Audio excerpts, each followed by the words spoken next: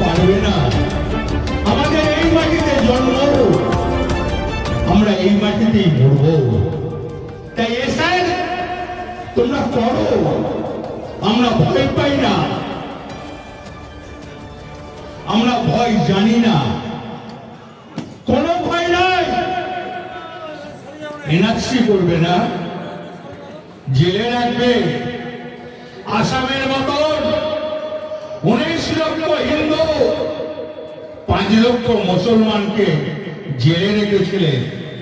ভাবলে পশ্চিমবাংলার মাটিতে এইটা করলে মমতা ব্যানার্জিকে জব্দ করা হবে। মূর্খের স্বর্গে বাস করছেন।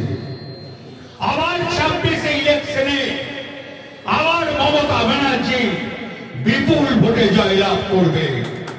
আবার 26-এ মমতা ব্যানার্জি আবার মুখ্যমন্ত্রী হবে। কেন জানেন?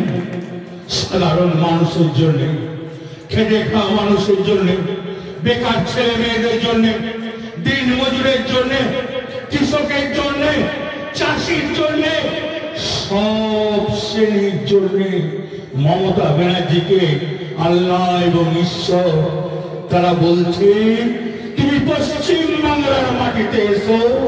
তুমি পশ্চিম বাংলার মাটিতে না থাকলে অনেক ক্ষয়ক্ষতি হয়ে যাবে।